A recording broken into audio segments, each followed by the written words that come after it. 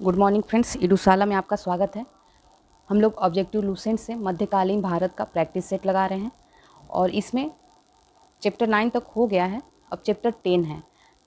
Chapter का नाम है सल्तनत काल 1206 से 1526 ईस्वी। तो इसमें फर्स्ट है दिल्ली सल्तनत। तो चलिए स्टार्ट करते हैं। स्टार्ट करने से पहले अगर आपने चैनल को सब्सक्राइब नहीं किया है तो आप चैनल को सब्सक्राइब कर लीजिए, बेल आइकन को प्रेस कर दीजिए ताकि आपको नए नए वीडियो मिलता रहे। और साथ ही वीडियो अच्छा लगता है तो आप इसे लाइक करिए, शेयर करिए, कमेंट करिए। चलिए शुरुआत करते हैं। दिल्ली सल्तनत। फर्स्ट क्वेश्चन है, गजनी का वह प्रथम शासक कौन था जो खलीफाओं में सुल्तान की उपाधि धारण ग्रहण कर सुल्तान कहलाने वाला प्रथम शासक बना था? तो यह था महमूद गजनवी। ठीक है, महमूद गजनवी के सभी आक्रमणों 1000 ईस्वी से 1026 के बीच में सर्वाधिक महत्वपूर्ण आक्रमण कौन सा था? तो यह था सोमनाथ मंदिर पर आक्रमण, जो कि उसने 1025-26 के बीच किया था। महमूद गजनवी के भारत पर आक्रमण का उद्देश्य क्या था? तो इसका उद्देश्य था मध्य एशिया में एक बड़े साम्राज्य की स्थापना के लिए धन प्राप्त करना। ठीक है, महमूद गजनवी के भारत पर आक्रमण के समय भारत आए विद्वान अलबरूनी ने किस महत्वपूर्ण ग्रंथ की रचना की है? तो यह किताब उल हिंद की रचना इन्होंने की है। दिल्ली सल्तनत की दरबारी भाषा क्या थी? तो इसकी भाषा थी फारसी। नेक्स्ट आते हैं, आगरा नगर की स्थापना किसके द्वारा की गई थी? तो यह सिकंदर लोदी के द्वारा की गई थी। नेक्स्ट है, निम्नलिखित में से वह दिल्ली का सुल्तान कौन था जिसकी मृत्यु चौगान, जिसे पोलो कहते हैं, तो पोलो खेलते हुए हो गई थी? तो यह था कुतुबुद्दीन ऐबक। नेक्स्ट है, कुवत उल इस्लाम मस्जिद का निर्माण किसके द्वारा किया गया था? तो यह कुतुबुद्दीन ऐबक के द्वारा किया गया था। तराइन की पहली लड़ाई 1191 में हुई थी, तो यह किसके बीच हुई थी? तो यह मोहम्मद गौरी और पृथ्वीराज चौहान के बीच हुई थी। नेक्स्ट आते हैं, निम्नलिखित में से किस खिलजी शासक ने दिल्ली के राज सिंहासन पर बैठने के लिए अपने ससुर की हत्या कर दी? तो यह कौन था? तो यह अलाउद्दीन खिलजी था। रजिया सुल्तान किसकी बेटी थी? तो यह इल्तुतमिश की बेटी थी। मोहम्मद गौरी विजित प्रदेशों की देखभाल के लिए निम्न में से किस विश्वसनीय जनरल को छोड़कर गया था? तो यह कुतुबुद्दीन ऐबक को छोड़कर गया था। नेक्स्ट है, किसके शासनकाल में सबसे अधिक मंगोल आक्रमण हुए थे? तो यह अलाउद्दीन खिलजी के समय हुआ था। तराइन के द्वितीय युद्ध में किसने किसको पराजित किया? तो मोहम्मद गौरी ने पृथ्वीराज को पराजित किया। सन 1329 और 30 के बीच किसने तांबे के सिक्के के रूप में प्रमाण स्वरूप मुद्रा, सांकेतिक मुद्रा प्रचलित की थी? तो यह मोहम्मद बिन तुगलक ने की थी। दिल्ली के किस सुल्तान को इतिहासकारों ने विरोधों का मिश्रण कहा जाता है? विरोधों का, तो यह किसे कहा गया है? मोहम्मद बिन तुगलक को कहा गया है। लोदी वंश का अंतिम शासक कौन था? तो यह था इब्राहिम लोदी। इनाम भूमि किससे दिया जाता था? तो यह विद्वान और धार्मिक व्यक्ति को दिया जाता था। उत्तरी भारत की प्रथम मुस्लिम महिला शासक या दिल्ली पर राज करने वाली प्रथम महिला शासक कौन थी? जानते ही होंगे आप, रजिया सुल्तान थी। नेक्स्ट है, दिल्ली के प्रथम सुल्तान कौन थे जिन्होंने दक्षिणी भारत को पराजित करने का प्रयास किया था? तो यह था अलाउद्दीन खिलजी। यात्री इब्न बतूता कहाँ से आया था? तो यह मोरक्को से आया था। भारत पर प्रथम तुर्क आक्रमण करने वाला कौन था? तो यह था महमूद गजनवी। ठीक है, नेक्स्ट, निम्नलिखित में से कौन अपने को बुतसिकन या मूर्ति भंजक कहता था? तो यह कौन था? महमूद गजनवी था जो अपने आप को मूर्ति भंजक या बुतकिसन कहता था। नेक्स्ट है, महमूद गजनवी ने कौन से उपाधि धारण किए? तो इसने यामीन उद दौला और अमीन उल मिलत दोनों की उपाधि धारण की। सी, साम्राज्य का दाहिना हाथ इसका मतलब होता है और अमीन उल मिलत का मतलब होता है मुसलमानों का संरक्षक। तो इसका आंसर सी हो जाएगा। नेक्स्ट है, महमूद गजनवी ने भारत में प्रथम बार आक्रमण किस राज्य के विरुद्ध किया था? तो यह हिंदू शाही या ब्राह्मण शाही के विरुद्ध किया था। हिंदू शाही राज्य की राजधानी कहाँ थी? तो यह उद्भांडपुर या ओहिंद या वह हिंद थी। महमूद गजनवी का भारत में अंतिम आक्रमण किसके विरुद्ध हुआ था? तो यह जाट के विरुद्ध हुआ था महमूद गजनवी का अंतिम आक्रमण। नेक्स्ट है, हिंदू शाही राज्य का कौन सा शासक तुर्कों से बार बार पराजित होने के कारण ग्लानिवश आत्मदाह कर लिया? तो यह कौन सा था? जयपाल था। महमूद गजनी किस वंश का था? तो यह यामनी वंश का था। नेक्स्ट है महमूद गजनवी के साथ भारत आने वाले इतिहासकारों में कौन शामिल नहीं था? तो यह शाहनामा का लेखक फिरदौसी नहीं था, जबकि ये तीनों थे। नेक्स्ट है महमूद गजनवी के आक्रमण के परिणाम स्वरूप कौन सा शहर फारसी संस्कृति का केंद्र बन गया? तो यह था लाहौर। निम्नलिखित में से किसने ढोल की तेज आवाज़ के साथ एक महिला का अपने पति की चिता के साथ स्वतः को जला देने के दृश्यों का भयानक चित्रण किया है? तो यह इब्न बतूता ने किया है। नेक्स्ट है भारत में मुस्लिम राज्य का संस्थापक किसे माना जाता है? तो मोहम्मद गौरी को माना जाता है। किसने इक्तादारी प्रथा चलाई थी? तो यह इल्तुतमिश ने चलाई थी। लाख बख्श के नाम से जाना जाने वाला भारतीय शासक कौन था? तो यह था कुतुबुद्दीन ऐबक। 13वीं सदी में सेना का सर्वोच्च अधिकारी कौन होता था? तो यह खान होता था। नेक्स्ट है भारत में गुलाम वंश का संस्थापक कौन था? तो गुलाम वंश का संस्थापक कुतुबुद्दीन ऐबक था। कुतुब मीनार के कार्य को किसने पूरा किया था? तो यह इल्तुतमिश ने पूरा किया था। निम्न में दिल्ली का पहला तुगलक सुल्तान कौन था? तो यह था गयासुद्दीन तुगलक। पंजाब के हिंदू शाही राजवंश को किसने स्थापित किया था? तो यह कल्लर ने स्थापित किया था। नेक्स्ट आते हैं वह रोमन सम्राट अगस्तक की भांति सावधान था कि वह दूसरों की तरह शक्तिशाली न लगे और वह दूसरों के स्तर से अधिक न लगे। यह संदर्भ किसका है? तो यह है बहलोल लोदी का। अलबरूनी किसके शासनकाल में इतिहासकार था? तो यह महमूद गजनवी के। नेक्स्ट है सुमेलित करना है, 1 को 2 से सुमेलित करते हैं।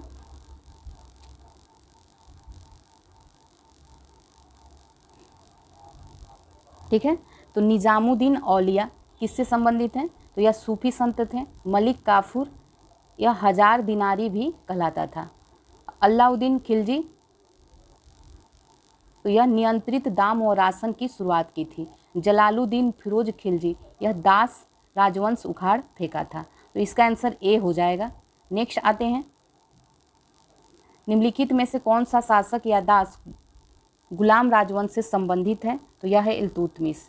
दक्षिण अफ्रीकी यात्री इब्न बतूता किसके शासनकाल में भारत आया था? तो यह मोहम्मद बिन तुगलक के शासनकाल में। महमूद गजनबी ने भारत पर कितनी बार आक्रमण किया था? तो यह 17 बार आक्रमण किया था। किसने अपने आप को खलीफा घोषित किया? तो यह मुबारक शाह खिलजी ने अपने आप को खलीफा घोषित किया था। लोदी वंश का संस्थापक कौन था? तो इसका संस्थापक था बहलोल लोदी। नेक्स्ट है भारतीय इतिहास में बाजार नियमों या मूल नियंत्रण पद्धति की शुरुआत किसने की थी? तो यह अलाउद्दीन खिलजी ने की थी। राज्य संबंधों में उलेमा के दखल का विरोध किस सुल्तान ने किया था? तो यह अलाउद्दीन खिलजी ने किया था। नेक्स्ट है अलबरूनी द्वारा रचित पुस्तक किताब उल हिंद या तारीख उल हिंद में किन विषयों की समीक्षा की गई है? तो इसमें भारतीय गणित, भारतीय इतिहास, भूगोल, खगोल विज्ञान, दर्शन, इन सभी की समीक्षा की गई है। अलबरूनी का पूरा नाम क्या था? तो इसका नाम था अबू रेहान मोहम्मद। अलबरूनी के अनुसार अंत्यज चतुवर्ण के नीचे का वर्ग में शामिल थे। तो इसमें कौन शामिल था? तो इसमें धोबी, मोची, जादूगर, डालिया या ढाल बनाने वाला, नाविक, मछुआ, ब्याद, जुलाहा सभी शामिल थे। सी आंसर हो जाएगा इसका। ए और बी में जितने हैं सभी शामिल थे। 11वीं सदी के भारत का दर्पण किसे कहा जाता है? तो यह किताब उल हिंद को कहा जाता है। वह हिंद का युद्ध निम्न में से किनके बीच लड़ा गया था? तो यह महमूद गजनबी और आनंद पाल के बीच लड़ा गया था। दिल्ली सल्तनत का वो प्रथम सुल्तान कौन था जिसने अस्थायी सेना रखी थी? तो यह था अलाउद्दीन खिलजी। नेक्स्ट है सुल्तान अलाउद्दीन खिलजी की संबंध में कथन देखना है और इसमें बताना है कि कौन सही है। ठीक है, तो अलाउद्दीन खिलजी ने अनाज के दाम नियत किए, सही है। अलाउद्दीन खिलजी पहला सुल्तान था जिसने सैनिकों को नगद वेतन दिया था, ये भी सही है। अलाउद्दीन खिलजी के शासनकाल में किसानों द्वारा दिए गए भू राजस्व का अंश फसल के आधे तक बढ़ा दिया गया था। तो तीनों ही कथन इसमें सही है, इसका आंसर डी हो जाएगा। नेक्स्ट है दिल्ली के निम्नलिखित सुल्तानों में से किसने तैमूरी शासक मिर्जा शाहरुख के अधिराज्य में आना स्वीकार किया? तो यह खिजर खान सैयद था। निम्न में कौन गुलरुखी के उपनाम से कविताएं लिखा करता था? तो यह सिकंदर लोदी।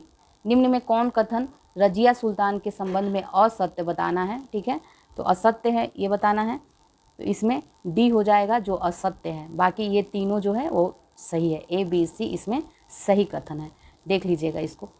नेक्स्ट है, निम्न में कौन सा कथन बलबन के संबंध में असत्य है? ठीक है, तो इसमें सारे कथन सही हैं, कोई असत्य नहीं है। इसका आंसर डी हो जाएगा, और इनमें से कोई नहीं, मतलब सभी सत्य हैं। ठीक है, तो ए बी सी सत्य है बलबन के बारे में, देख लीजिएगा इसको।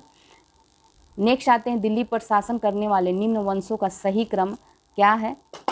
तो इसका सही क्रम देखते हैं, गुलाम वंश, खिलजी वंश, फिर तुगलक वंश, फिर सैयद वंश और लास्ट में लोदी वंश था, तो इसका बी हो जाएगा। ठीक है, नेक्स्ट आते हैं, मोहम्मद गोरी के आक्रमणों का निम्न में से कौन सा परिणाम नहीं हुआ था? तो ये हो जाएगा, कौन नहीं हुआ था परिणाम? तो इसमें हो जाएगा ए, पंजाब से लेकर बंगाल तक फिर से उत्तरी भारत एक केंद्रीय सत्ता के अधीन हो गया, तो ये परिणाम नहीं था, बाकी सभी ये परिणाम थे। ठीक है, नेक्स्ट है, तुर्कों द्वारा राजपूतों को पराजित करने के निम्न में से कौन से कारण थे? तो ये था, कौन कौन कारण थे? 1 2 3 तीनों कारण थे। उनके समाज का पृथकतावादी एवं अनुदार होना, असमानता पर आधारित जाति व्यवस्था और विज्ञान प्रौद्योगिकी अवनति, तो ये तीनों ही कारण थे। नेक्स्ट है, गुलाम वंश के आरंभिक शासकों का निम्न में से सही अनुक्रम बताना है। ठीक है, तो देख लेते हैं सही अनुक्रम कौन सा है। तो सबसे पहले कुतुबुद्दीन ऐबक, फिर उसके बाद आराम शाह, और फिर उसके बाद आराम शाह, और फिर इल्तुतमिश, और उसके बाद रजिया सुल्तान। ठीक है, तो कुतुबुद्दीन ऐबक, आराम शाह, इल्तुतमिश, रजिया सुल्तान, तो इसका आंसर बी हो जाएगा। नेक्स्ट है, अलाई दरवाज़ा निम्न में किसका मुख्य द्वार है? तो यह है कुतुब मीनार का। नेक्स्ट आते हैं, निम्न को सुमेलित करना है। ठीक है, देखते हैं, हिंदुओं द्वारा दिया जाने वाला भूमि कर क्या था? तो इसे खराज कहते थे। युद्ध की लूट में राज्य का 1/5 भाग होता था, तो इसे खुम्स कहा जाता था। मुस्लिमों द्वारा दिया जाने वाला भूमि कर उस्र होता था, और मुस्लिमों पर लगने वाला धार्मिक कर जो था वह जकात होता था, तो इसका आंसर ए हो जाएगा। नेक्स्ट आते हैं,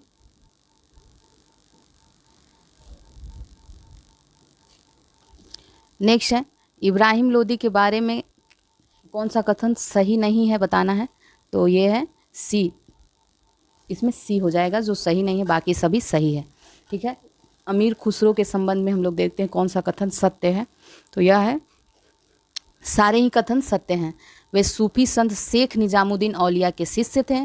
वे जलालुद्दीन फिरोज खिलजी के दरबारी कवि थे। उन्होंने भारतीय वाद्य यंत्र बीना एवं ईरानी वाद्य यंत्र तंबूरा के मिश्रण से सितार का आविष्कार किया था। उन्होंने ख्याल गायकी का आविष्कार किया। तो सारे ही कथन इनके बारे में सत्य हैं। नेक्स्ट है, दिल्ली सल्तनत के पतन के लिए निम्न में कौन से कारण उत्तरदायी थे? तो इसमें दुर्बल प्रशासन, तैमूर का आक्रमण और अधिग्रहण की स्पष्ट नीति का अभाव, ये तीनों ही कारण थे। निम्न में किसका आक्रमण भारत पर किया गया द्वितीय तुर्क आक्रमण था? तो यह था मोहम्मद गोरी। मोहम्मद गोरी किस वंश का था? तो यह संसबनी वंश का था। मोहम्मद गोरी को किस अन्य नाम से भी जाना जाता है? तो इसे इनमें सभी नाम से जाना जाता है, शहाबुद्दीन, मुइजुद्दीन और मोहम्मद बिन साम, इन सब नामों से इसे जाना जाता है। नेक्स्ट है, मोहम्मद गोरी ने 1175 ईस्वी में भारत पर पहला आक्रमण किस राज्य के खिलाफ किया? तो यह मुल्तान करमाथी शासक के राज्य के खिलाफ किया। भारत का वह पहला शासक कौन था जिसने मोहम्मद गोरी को पराजित किया था? तो यह था सोलंकी शासक भीम द्वितीय। मोहम्मद गोरी एवं पृथ्वीराज चौहान के बीच विवाद के मूल में क्या था? तो यह था भटिंडा, जिसे ताबर हिंदा भी कहते हैं। नेक्स्ट है, मोहम्मद गोरी का सर्वाधिक महत्वपूर्ण भारतीय आक्रमण था? तो इनमें तराइन का द्वितीय युद्ध था। मोहम्मद गोरी एवं कन्नौज के राजा जयचंद के मध्य 1194 ईस्वी में हुआ युद्ध किस नाम से प्रसिद्ध है? तो यह है चंदावर का युद्ध। मोहम्मद गोरी का अंतिम आक्रमण किसके विरुद्ध हुआ था? तो यह पंजाब के खोखर के विरुद्ध हुआ था। नेक्स्ट है, तराइन का द्वितीय युद्ध ऐसा निर्णायक युद्ध समझना चाहिए जिसने भारत पर मुसलमानों की आधारभूत सफलता निश्चित कर दिया। बाद में होने वाले आक्रमण इसके परिणाम मात्र थे। यह कथन किसका है? तो यह कथन V.A. स्मिथ का है। मोहम्मद गोरी के किस सेनापति ने बिहार विजय 1202 से 3 में किया और बंगाल विजय 1204 1205 में किया और असम पर आक्रमण 1206 में किया। तो यह कौन था? तो यह था इख्तियारुद्दीन मोहम्मद बिन बख्तियार खिलजी, इसका नाम था। नेक्स्ट है, भारत में मुस्लिम राज्य का संस्थापक मोहम्मद गोरी को माना जाता है, परंतु भारत में स्वतंत्र मुस्लिम राज्य का संस्थापक किसे माना जाता है? तो यह कुतुबुद्दीन ऐबक को माना जाता है। नेक्स्ट है, अलाउद्दीन खिलजी के आक्रमण के समय देवगिरी का शासक कौन था? तो यह रामचंद्र देव था। जब उसने राजत्व प्राप्त किया तो वह शरीयत के नियमों और आदेशों से पूर्णतः स्वतंत्र था। बर्नी ने यह कथन किस सुल्तान के लिए कहा है? तो यह अलाउद्दीन खिलजी के लिए कहा है। सल्तनत काल में भू राजस्व का सर्वोत्तम ग्रामीण अधिकारी कौन होता था? तो यह चौधरी होता था।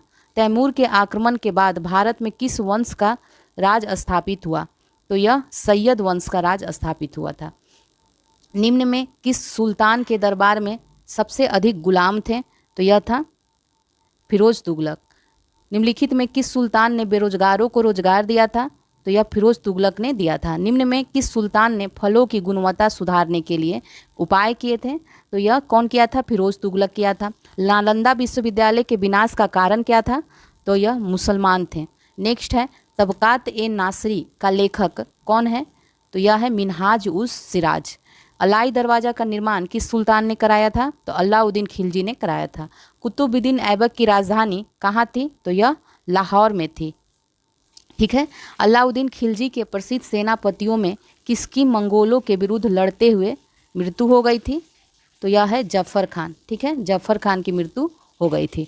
नेक्स्ट देखते हैं, निम्नलिखित में कौन भूमि उत्पाद पर लगने वाले करों को इंगित करता है? तो यह कौन सा है? खराज है, उसरे है और मुक्तई है। डी आंसर हो जाएगा। तुगलकनामा के रचनाकार का नाम क्या है? तो यह अमीर खुसरो है। ठीक है। नेक्स्ट आते हैं, भारत में मोहम्मद गोरी ने किसको प्रथम अक्ता प्रदान किया था?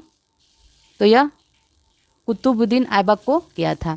किस सुल्तान के काल में खालिसा भूमि अधिक पैमाने पर विकसित हुई थी? तो यह अलाउद्दीन खिलजी के काल में। सल्तनत काल के सिक्के टंका, ससगनी एवं जीतल किन धातुओं के बने थे? तो यह चांदी और तांबा के बने थे। जो टंका था चांदी का, ससगनी भी चांदी का और जीतल जो था तांबा का बना था। ठीक है। नेक्स्ट देखते हैं, अमीर कोही, जिसे कृषि विभाग के नाम से जाना जाता था, नामक एक नया विभाग किस सुल्तान द्वारा शुरू किया गया था? तो यह मोहम्मद बिन तुगलक के द्वारा किया गया था।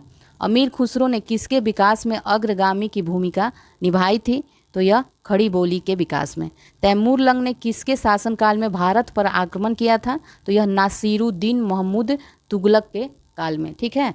नेक्स्ट आते हैं, सल्तनत काल की दो प्रमुख मुद्राओं का पता निम्नलिखित कूट से करना है। तो ये दो प्रमुख मुद्रा है, जीतल और टंका। ठीक है, तो डी आंसर हो जाएगा इसका। भारत में पोलो खेल का प्रचलन किसने किया था?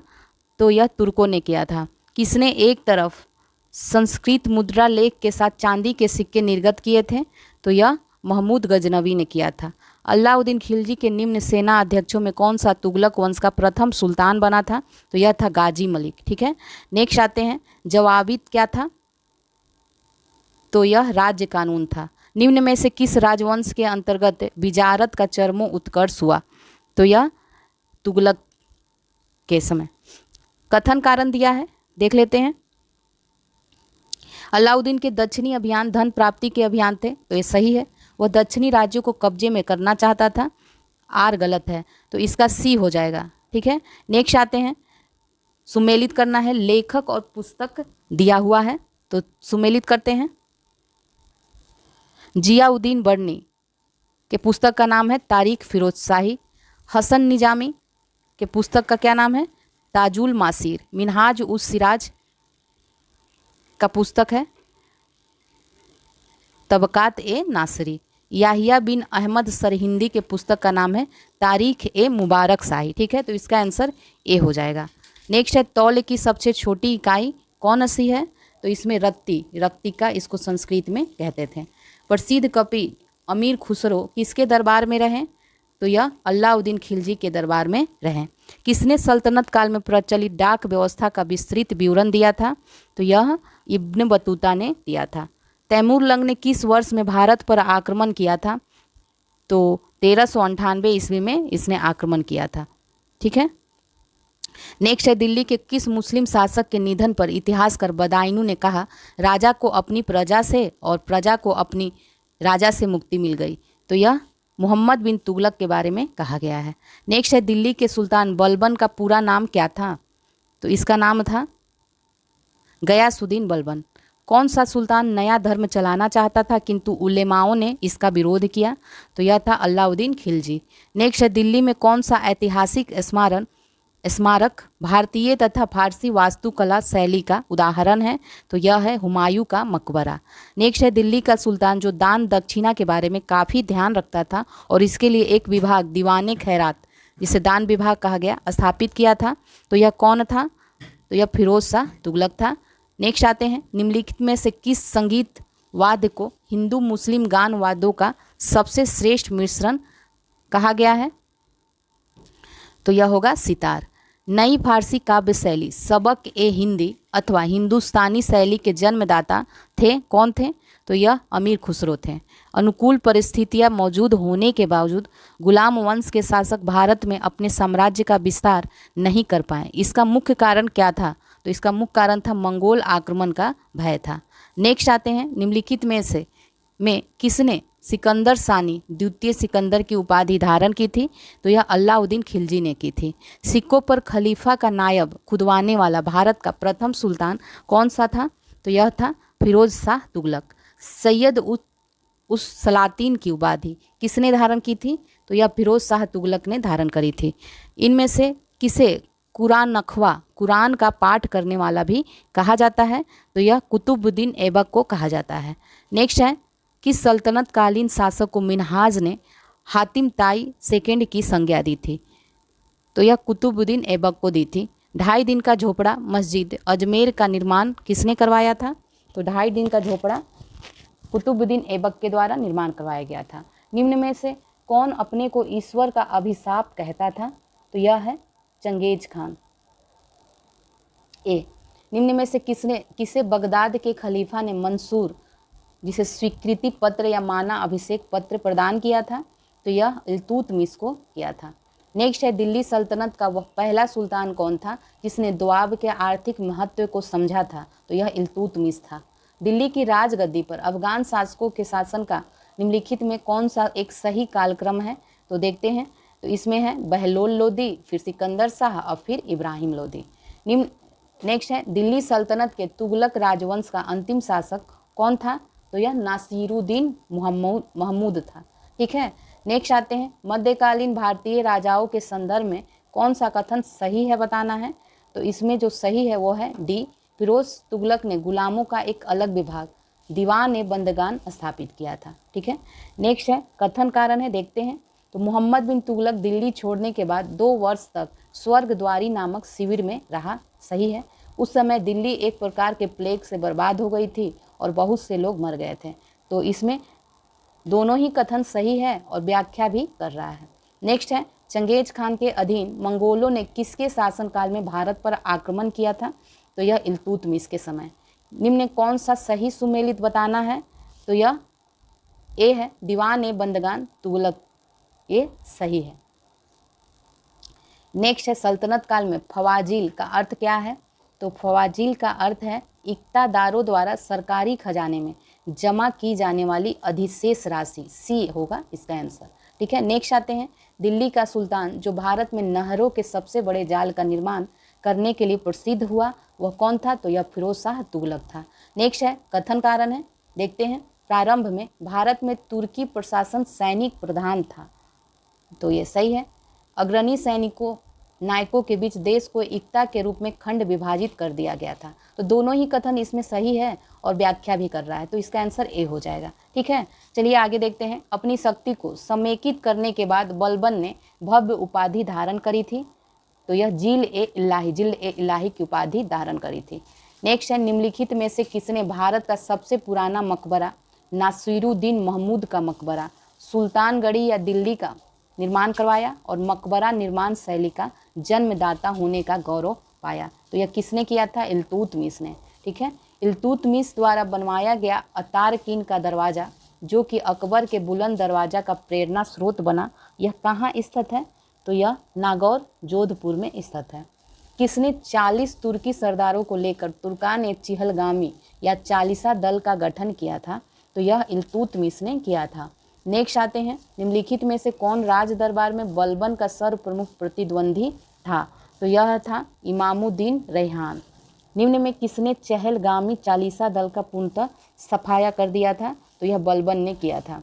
किसके राज्यकाल में लखनौती बंगाल की राजधानी में तुगरिल खान का विद्रोह और दमन हुआ था? तो यह बलबन के समय। ठीक है, नेक्स्ट आते हैं, बलबन ने वित्त विभाग, जिसे दीवाने विजारत से अलग कर एक पृथक संस्था के रूप में सैन्य विभाग दीवाने आरिज की स्थापना की थी। तो इसका उद्देश्य क्या था? तो इसका उद्देश्य था आंतरिक विद्रोहों का दमन करना और मंगोल आक्रमणों को रोकना। तो सी आंसर हो जाएगा। ठीक है, नेक्स्ट आते हैं, किसने राज दरबार में सिजदा, जो घुटनों पर बैठकर शीश नवाना होता है वो सिजदा होता है, और पावोस पाव को चूमना, तो इसकी परिपाटी किसने चलाई थी? तो यह बलबन के द्वारा चलाया गया था। नेक्स्ट है, बलबन ने अपने को कुलीन साबित करने के लिए शाहनामा में वर्णित किस प्रसिद्ध तुर्की योद्धा का वंशज होने का दावा किया है? तो यह अफरसियाब के वंशज होने का। ठीक है, नेक्स्ट है, वह अत्यंत गंभीर मुद्रा में दरबार में बैठता था। दरबार में वह न तो खुद हंसता था और न ही किसी को हंसी मजाक या फालतू बात करने की इजाज़त देता था। यह उक्ति किससे संबंधित है? तो यह जाहिर सी बात है बलबन से ही संबंधित है। नेक्स्ट आते हैं, निम्नलिखित में से किसने कैलूगढ़ी किलोखोर, जिसको किलोखरी भी कहते हैं, कि राजमहल में अपना राज्य अभिषेक किया और उसे अपनी राजधानी बनाई थी? तो यह जलालुद्दीन फिरोज खिलजी ने किया था।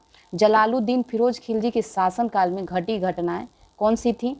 तो इसके समय में घटी कड़ा मानिकपुर के सूबेदार मालिक कफूर का विद्रोह हुआ था, दिल्ली के एक दरवेश सीदी मौला का षड्यंत्र, उलुग के नेतृत्व में मंगोलों का मुसलमान बनना एवं उनके द्वारा दिल्ली के बाहर मुगलपुरा नामक बस्ती बसाना। तो ये सभी घटनाएं इसके समय में हुआ था।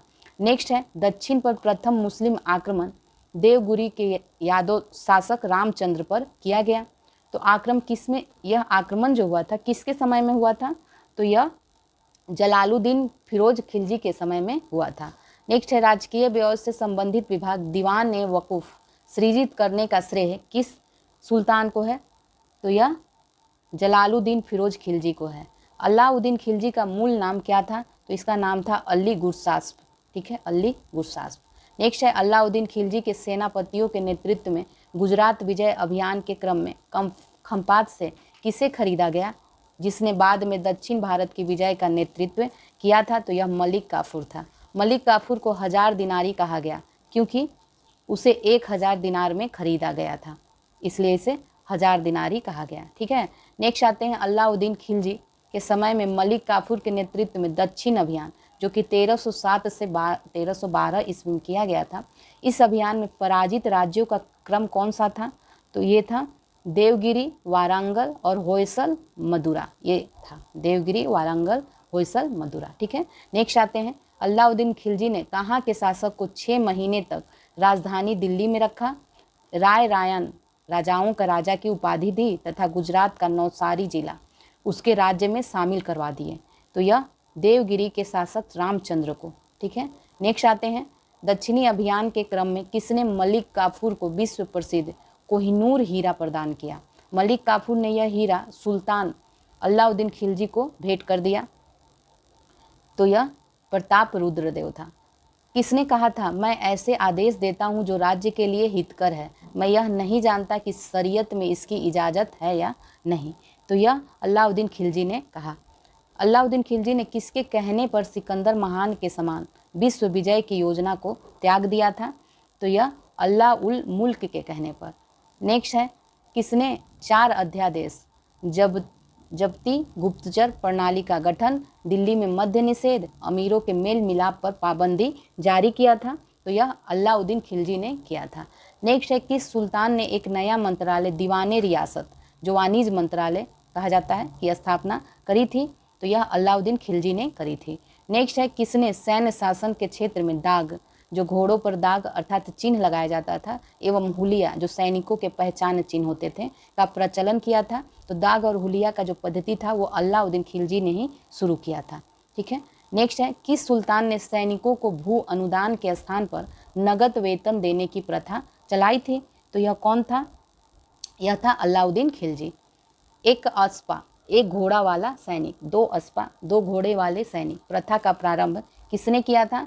तो यह अलाउद्दीन खिलजी ने किया था।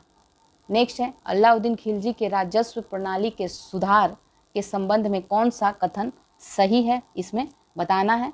ठीक है, तो इसमें कौन सा सही है देखते हैं। तो इसमें चारों ही कथन सही हैं। ठीक है, तो 1 2 3 4 हो जाएगा आंसर। भूमि अनुदानों की समाप्ति, मुकदमों खुद्दों व चौधरियों के विशेषाधिकारों की समाप्ति, दीवान ए मुस्तखराज की स्थापना, बिस्वा के आधार पर भूमि की पैमाइश कर सकल उत्पादन का 50% खराज निर्धारित करना, जकात जजिया खुम्स की नई दर स्थापित निर्धारित करना, ये सभी अलाउद्दीन खिलजी ने किया था। नेक्स्ट आते हैं, सराय दल निम्नलिखित में से किसका बाजार था? तो यह वस्त्र एवं अन्य वस्तुओं का बाजार था। दिल्ली स्थित सीरी का किला, हजार सतुन राजमहल, हजार खंभों वाला राजमहल कहा जाता है इसे, के निर्माण का श्रेय किसे दिया जाता है? तो यह अलाउद्दीन खिलजी को दिया जाता है। नेक्स्ट है, किसने रस्म ए मियान बीच का रास्ता व तरीक ए इतदाल सुल्तान का तरीका नाम से राजस्व सुधार की व्यवहारिक नीति अपनाई? तो यह गयासुद्दीन तुगलक था। ठीक है, नेक्स्ट आते हैं, कौन से सुल्तान की मृत्यु अफगानपुर या तुगलकाबाद में लकड़ी से बने स्वागत भवन से के गिरने से हुई थी? तो यह गयासुद्दीन तुगलक था। नेक्स्ट है, नहर निर्माण कराने वाला दिल्ली का प्रथम सुल्तान कौन था? तो यह था गयासुद्दीन तुगलक। सुल्तान बनने के पूर्व किसका नाम जौना खान था? तो यह मोहम्मद बिन तुगलक का नाम था। किसने शासक बनने के उपलक्ष्य में अपना उपनाम अबुल मजाहिद रखा? तो यह किसने रखा था? मोहम्मद बिन तुगलक ने रखा था। नेक्स्ट है, सुमेलित करना है, मोहम्मद बिन तुगलक के शासनकाल में स्वतंत्र हुए या नव स्थापित हुए राज्य। ठीक है, उसके संस्थापक देखते हैं। तो मदुरा माबर के संस्थापक जलालुद्दीन एहसान शाह, विजयनगर की स्थापना हरिहर एवं बुक्का, वारंगल की स्थापना कन्हैया, बहमनी की स्थापना हसन गंगू ने किया। ए आंसर हो जाएगा। ठीक है, नेक्स्ट आते हैं, मेरा सारा राज्य बीमार पड़ गया है, यदि मैं एक स्थान पर व्यवस्था स्थापित करता हूँ तो दूसरे स्थान पर गड़बड़ी उत्पन्न हो जाती है, यदि मैं दूसरे स्थान पर ठीक करता हूँ तो तीसरे स्थान पर हलचल होने लगती है। यह उक्ति किसकी है? तो यह मोहम्मद बिन तुगलक की है। किसके राज्यकाल में सादा अमीरों का विद्रोह हुआ, जिसकी चरम परिणति 1347 में बहमनी राज्य की स्थापना हुई? तो यह मोहम्मद बिन तुगलक के समय ही हुआ था। मोहम्मद बिन तुगलक की मृत्यु कहाँ हुई थी? तो यह थड्डा में हुई थी। नेक्स्ट है, राजशेखर एवं जीन प्रभा सूरी जैसे जैन विद्वानों को किस सुल्तान ने राजकीय संरक्षण दिया था? तो यह मोहम्मद बिन तुगलक ने दिया था। किस सुल्तान ने 24 कष्टदायक करों के स्थान पर केवल 4 कर लगाए थे? तो यह फिरोज शाह तुगलक ने लगाया था। ठीक है, नेक्स्ट है, निम्नलिखित में से किसने सेना को नगद वेतन देने की व्यवस्था समाप्त कर वजह भूमिकर वसूलने का अधिकार या इतलाक धनादेश के लिए पत्र के माध्यम से वेतन भुगतान का आदेश दिया था? तो यह फिरोज शाह तुगलक ने दिया था। नेक्स्ट है, किस सुल्तान ने अपनी आत्मकथा फतूहात ए फिरोज शाही लिखी है? तो यह फिरोज तुगलक ने लिखी है। किस सुल्तान ने हासिल ए सर्ब या हक ए सर्ब, जिसे सिंचाई कर के नाम से जाना जाता है, तो यह हक ए सर्ब नामक नया कर किसने लगाया था? तो यह फिरोज शाह तुगलक ने लगाया था। नेक्स्ट है, फिरोज शाह तुगलक द्वारा स्थापित दार उल सफ़ा यह क्या था? तो यह एक खैराती अस्पताल था। किसने भूमि मापने का पैमाना गज ए सिकंदरी का प्रचलन किया था? तो यह सिकंदर लोदी ने किया था। किस मुस्लिम शासक के सिक्कों पर देवी लक्ष्मी की आकृति बनी हुई है? तो यह मोहम्मद गोरी के। जौनपुर राज्य का अंतिम शासक कौन था? तो इसका अंतिम शासक था हुसैन शाह। ठीक है, इनमें से कौन सा कथन सही नहीं है बताना है। तो इसमें डी है जो सही नहीं है, बाकी ए बी सी ये तीनों सही हैं, तो इसको देख लीजिएगा। नेक्स्ट है, दिल्ली के किस सुल्तान ने ब्राह्मणों पर भी जजिया कर लगाया था? तो यह सुल्तान कौन था? फिरोज शाह तुगलक था।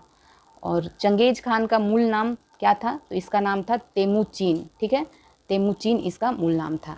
ठीक है, तो चलिए आपका ये चैप्टर कंप्लीट हो गया। अब हम लोग नेक्स्ट चैप्टर में मिलेंगे नए टॉपिक के साथ। चलिए ओके, बाय बाय।